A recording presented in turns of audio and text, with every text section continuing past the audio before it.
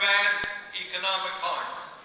Through all of that period, Social Security has never, not once, failed to pay every benefit owed to every eligible American.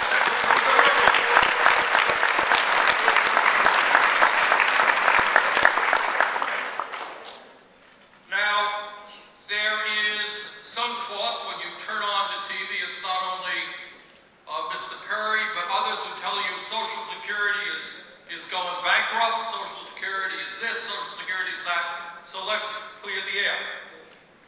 Social Security today, according to just a very recent study from the Congressional Budget Office, and the Social Security Administration does similar type studies, but the CBO tells us that Social Security has a $2.5 trillion surplus. Does that sound like you're going broke?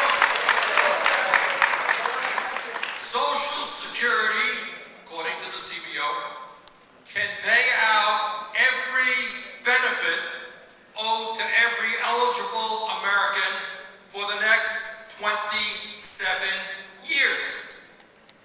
Not going broke. And as somebody I noticed asked Ralph Rahalver a question, point is, even at the end of 27 years, if we do nothing, and of course we should do something, Social Security will then be able to pay out about 80% of all benefits. So that's where we are. $2.5 trillion surplus, 27 years of paying out all benefits, which point we pay out 80% of all benefits. Is that a difficult problem to solve? No, it is not. Now, one of the things that has disturbed me is it is reasonable for people to come together and say, okay, actuaries, they'd like to think in terms of 75 years. Okay. And it is totally reasonable for people to come together and say, okay, Social Security is good for 27 years, 80% after that. How do we fill that 20% gap? Let's sit down, let's talk about it. But what is absolutely unfair, what is absolutely dishonest, is for anybody to lump the Social Security issue in with deficit reduction.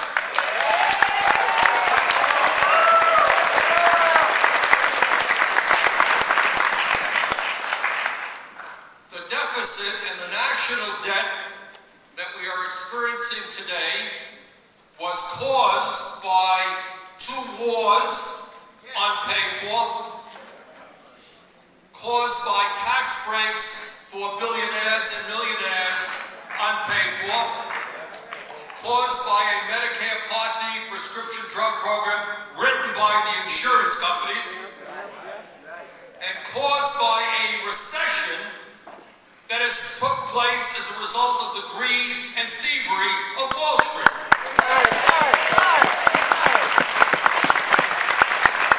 That is why we have a deficit and a $14+ trillion national debt.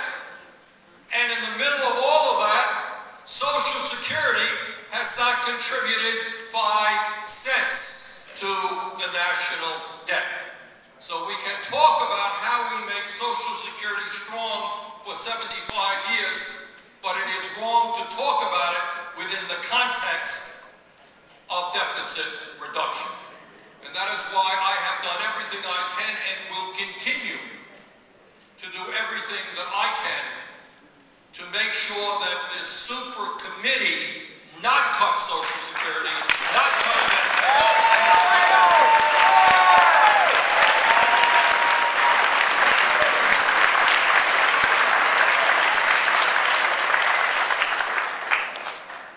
Now, the context of where we are in right now as a nation is the following. It's not only that we have a substantial deficit, it is not only that we have in real terms 16% of our people unemployed, it is not just that we are in the midst of the worst recession since the Great Depression, but there is there's another economic and political phenomenon taking place as well, and one that is not talked about very much in the media or on the floor of the Senate. And that is that while the middle class is collapsing, while poverty is increasing, there is another economic reality taking place in America today. And that is that the wealthiest people in this country and the largest corporations have never had it so good. And what we have got to tell those people and those people in Congress who represent the rich and the powerful, that it is time for them to understand that they are Americans. They are going to have to play a role in deficit reduction in getting this country back on track.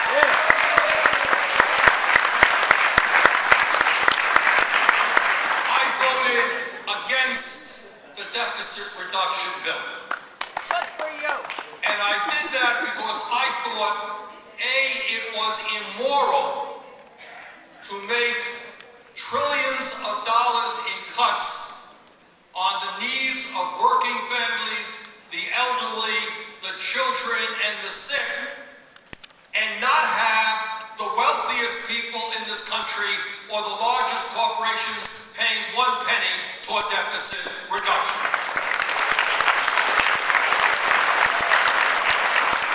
Voted against that bill because it is wrong to put Social Security, Medicare, and Medicaid on the chopping block as well.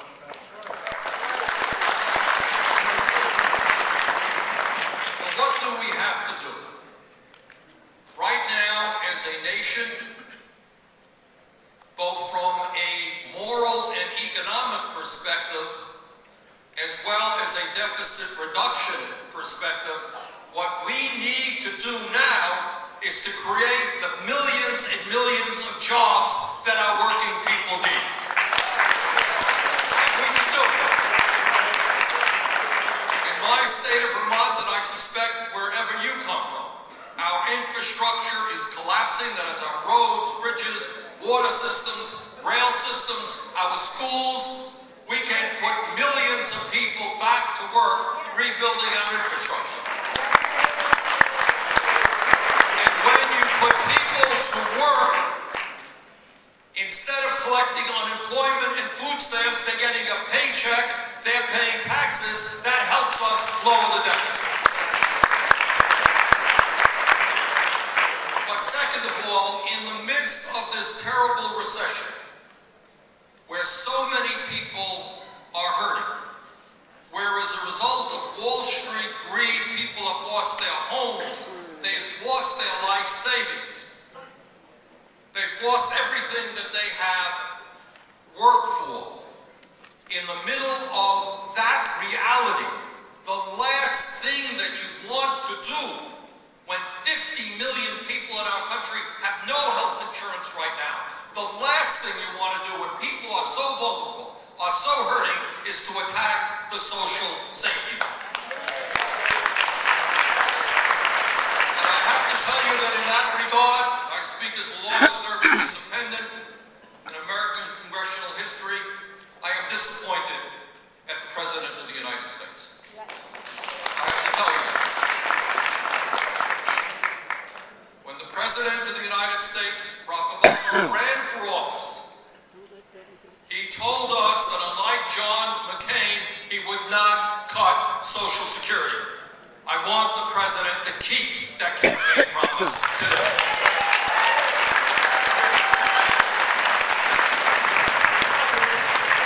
Now, you have heard some people talking about a quote-unquote chained CPI. Have you heard that? Now, I'll be damned whether they came up with that name. I have no idea what that means. But I'll tell you what the reality of it is. And, you know, when I go to Vermont and I tell people this, they kind of laugh. They can't believe it. This is true, here in Washington, D.C., there are economists and politicians who think that the COLA that seniors and disabled vets get is too extravagant. It's too extravagant.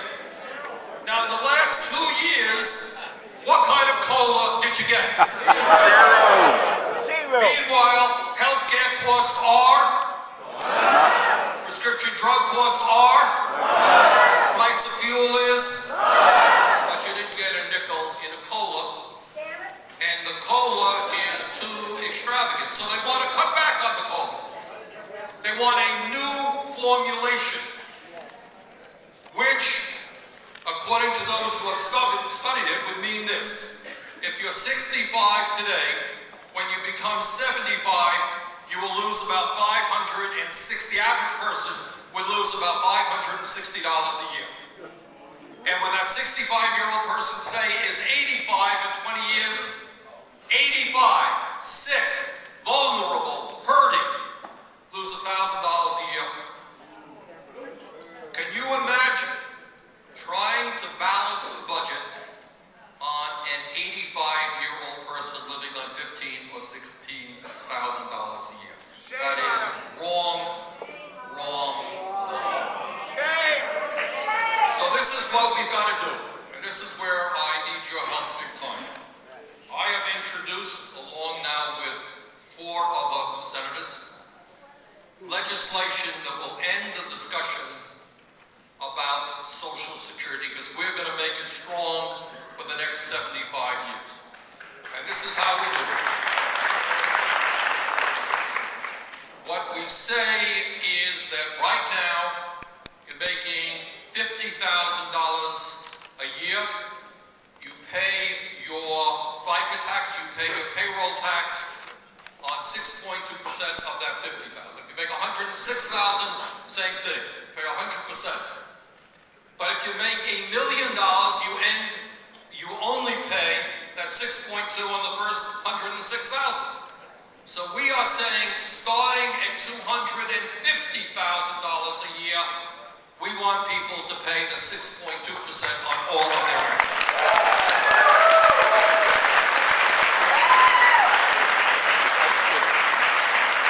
Now, I wish I could tell you that that was a brilliant original idea that I came up with. It was not. We stole the idea from a candidate for President of the United States. His name was Barack Obama. That's what he campaigned on.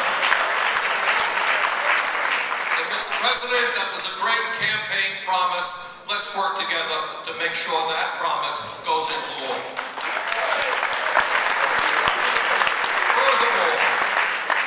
Furthermore, the idea of raising the eligibility age of Medicare from 65 to 67 is absolutely unconscionable. I just want you to think, you tell me, somebody is 66, struggling with cancer, struggling with diabetes, struggling with any illness, serious illness that older people get. What private insurance company is going to offer you any kind of decent program, health insurance that you can afford? It's not going to be there. It's not conceivable for a modest income 66-year-old person to get any kind of decent health care program. So we have got to stand united. Our goal must be, and I hope Vermont leads the country in this direction, by the way, that we want a Medicare program for every American, and we don't want to raise the eligibility age to 67.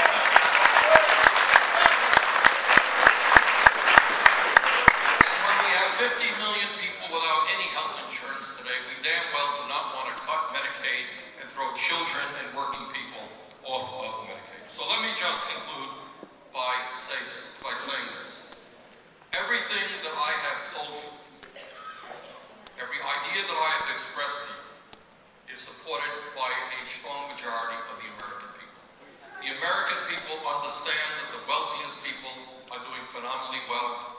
They understand, as Warren Buffett recently told us, that the richest people in this country have seen their effective real tax rates go down. They understand that corporations in many cases are making record-breaking profits. And at the same time, some of them are paying almost nothing in taxes. They're stashing their money in the Cayman Islands and Bermuda. We lose $100 billion a year in tax revenue. And the American people are demanding justice.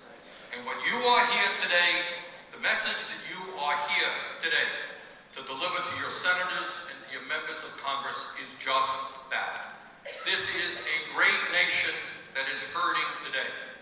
And as we struggle to solve our problems, we damn well are not going to balance the budget on the backs of the most vulnerable, weakest people in this country. That's not what Americans are about. We're going to stand tall. We're going to educate. indicates we're going to organize